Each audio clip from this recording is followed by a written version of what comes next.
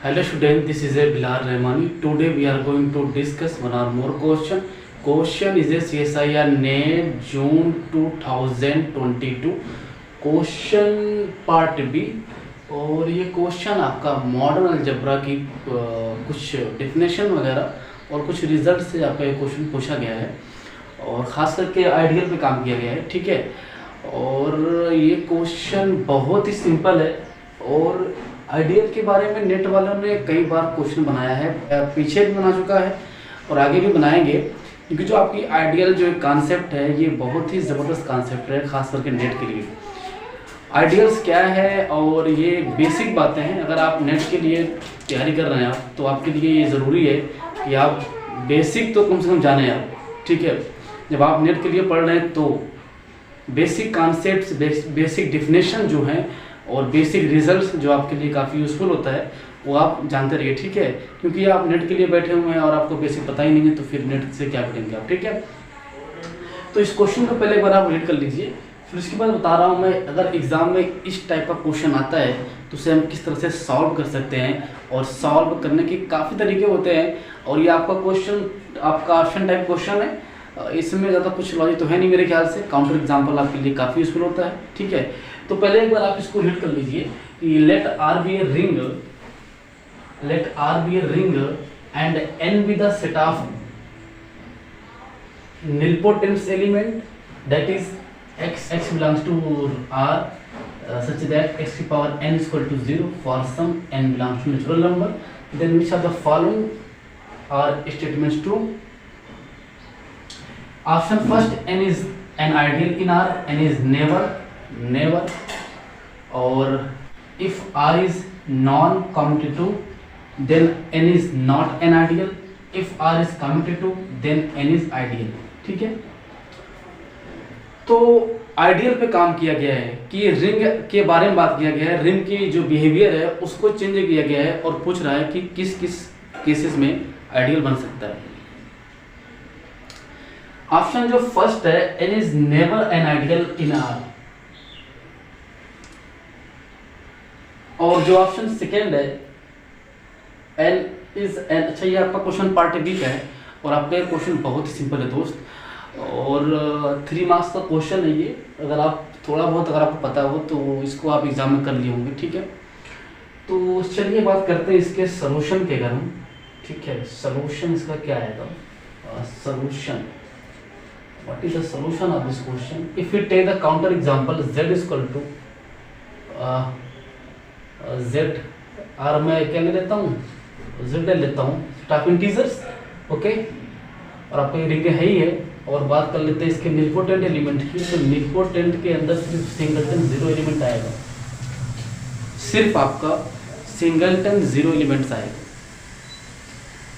तो जो आपका ये 0 हो गया ये आपका आइडियल है। तो इन्होंने क्या कहा, N is never an ideal in R, option second is this card, ठीक है। इस काउंटर एग्जांपल से मैं कह सकता हूं जो आपका ऑप्शन सेकंड है वो क्या हो गया, इस काउंटर एग्जांपल से मैं कह सकता हूं जो आपका ऑप्शन सेकंड है वो डिस्कार्ड हो गया। बात अगर कर लेते हैं ऑप्शन फर्स्ट के लिए, N is an ideal in R, ठीक है। तो काउंटर एग्जांपल अगर मैं ले लेता हूं क्या, आर इज इक्वल टू, ये मैट्रिक्स ले लेता हूं 2x2 की A B C D such that A, B, C, D belongs to Z, okay. Matrix ले ली है मैंने, ये मैट्रिक्स ले ली है और ये आपका एक रिंग फॉर्म करता है, ये आप चेक कर सकते हैं, ठीक है। इसका सम करेंगे, एडिशन करेंगे, इसमें कोई दिक्कत की बात नहीं है दोस्त, ठीक है।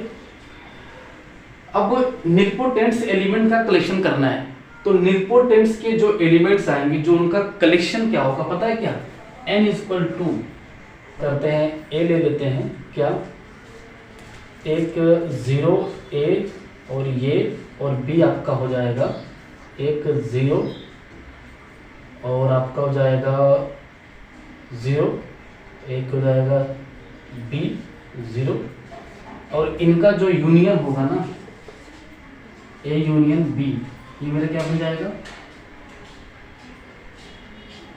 ये मेरा क्या बन जाएगा, n बन जाएगा। तो इस सेट के अंदर where A belongs to Z और आपका जो ये वाला सेट है ये B बिलोंग्स टू Z। अब इन दोनों का यूनियन जो होगा वो आपका निलपोटेंट्स एलिमेंट बन जाएगा। तो निलपोटेंट्स एलिमेंट आपको ये मिलेंगे, ये वाला और ये वाला, ठीक है। तो क्या आपका n एक आइडियल होगा? तो एक काउंटर एग्जांपल ले लेता हूं मैं, क्या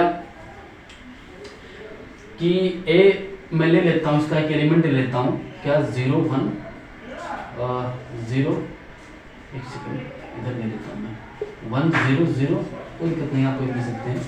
और एक एलिमेंट आप रिंग के लेंगे, ठीक है, एक एलिमेंट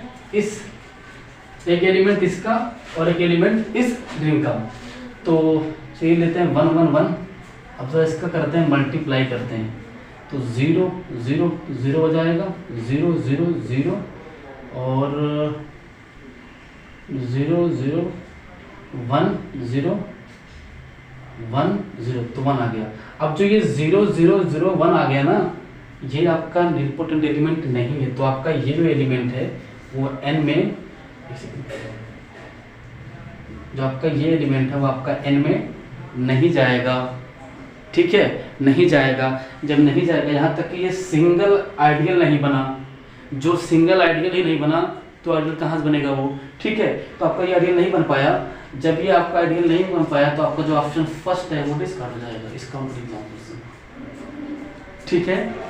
अब मैं एक रिंग ले रहा हूँ, क्या ये मैं 0 कर दे रहा हूँ और मैंने एक रिंग ले लिया है R equal to this ring, और निलपोटेंट एलिमेंट जो इसके अंदर आएंगे वो आपका इस तरह से एलिमेंट आ जाएगा, इस तरह से 0 A 0 0, ये आपकी मैट्रिक्स बनेगी और इसके अंदर जो आपका A बिलोंग्स टू Z, ये मेरा बनेगा निलपोटेंट एलिमेंट्स का कलेक्शन n, ठीक है। तो आपको क्या चाहिए भाई, आपको ये चाहिए कि अब एक एलिमेंट इसका लूंगा मैं और एक एलिमेंट इसका ले लूंगा, तो उन दोनों का जो प्रोडक्ट जरा देखता हूँ एक बार मैं, तो जरा एक ले लेते हैं, मल्टीप्लाई कर लेते हैं, क्या 0 A 0 0, फिर एक एलिमेंट इसका ले लिया, कोई भी एक P ले लिया, Q ले लिया, 0 R, ठीक है। इन दोनों का मल्टीप्लाई किया तो 0 0 आ गया, फिर 0, फिर AR, फिर 0 0, फिर 0 0, तो यानी जो आपका ये वाला एलिमेंट है ये निलपोटेंट के अंदर चला गया। क्यों? आपका ये भी इंटीजर, इनका जो मल्टीप्लाई आएगा, जो इनका प्रोडक्ट आएगा वो भी क्या आएगा, इंटीजर ही आएगा, तो आपको चला जाएगा ये। अब ये आपका राइट आइडियल हो गया है। अब मैं इसको जरा एक बार इस तरह पुट करता हूँ, P Q आपका हो जाएगा 0 R, ठीक है ना। अब जरा करते हैं मल्टीप्लाई, क्या ये नहीं बन जाएगा, क्या P 0 0, P A यानी P आपका हो गया 0 0, फिर आपका 0, फिर 0, तो यानी आपका ये भी चला गया। तो जो आपका ये भी चला गया ना, यानी आप कोई भी इस रिंग का एलिमेंट लेते हैं ना, और उसका चाहे लेफ्ट चाहे राइट से, वो आपका हर एलिमेंट के लिए इसके अंदर जाएगा। तो जो आपका n है ना, आपका क्या हो गया, आइडियल हो गया। और इन्होंने ये कहा if R is non commutative then n is not an ideal. जो आपका R है ना वो कॉम्यूटेटिव रिंग नहीं है, क्योंकि मैट्रिक्स जो आपकी है वो आपस में कम्यूट कर जाए ये कोई ज़रूरी नहीं है। सिर्फ एक मैट्रिक्स है जो आपस में, जो सबके साथ क्या कर सकती है, वो कम्यूट कर सकती है, जिसका नाम है स्केलर मैट्रिक्स। तो आपके इस रिंग के अंदर क्या स्केलर मैट्रिक्स है? बिल्कुल नहीं है। इस रिंग के अंदर अपर ट्रायंगुलर मैट्रिक्स है। जो आपका ये ऑप्शन थर्ड है वो डिस्कार्ड हो गया, क्योंकि इन्होंने ये कहा था कि अगर R कॉम्यूटेटिव नहीं है तो नहीं है भैया, क्या n आइडियल नहीं होगा, हो जाएगा। देख सकते हैं आप इस काउंटर एग्जांपल से 3 ऑप्शन डिस्कार्ड कर दिया, तो चौथा ऑप्शन आपका ऑटोमेटिक ट्रू होने वाला है। इसमें कोई दिक्कत की बात नहीं है। आप देख सकते हैं क्वेश्चन किस तरह से पूछता है, ठीक है। मैंने देखिए नेट के लिए सबसे इंपॉर्टेंट चीज पता क्या है? कॉन्सेप्ट। और दूसरी चीज क्या होती है? रिजल्ट। और तीसरी चीज होती है आपका एप्लीकेशन। ये 3 चीज अगर आप सीख गए ना, तो मुझे लगता है नेट की कोई बात नहीं है, बड़ी बात नहीं है, ठीक है दोस्त। तो ऐसे ही क्वेश्चन आपके एग्जाम में आएंगे। और thank you for watching this video.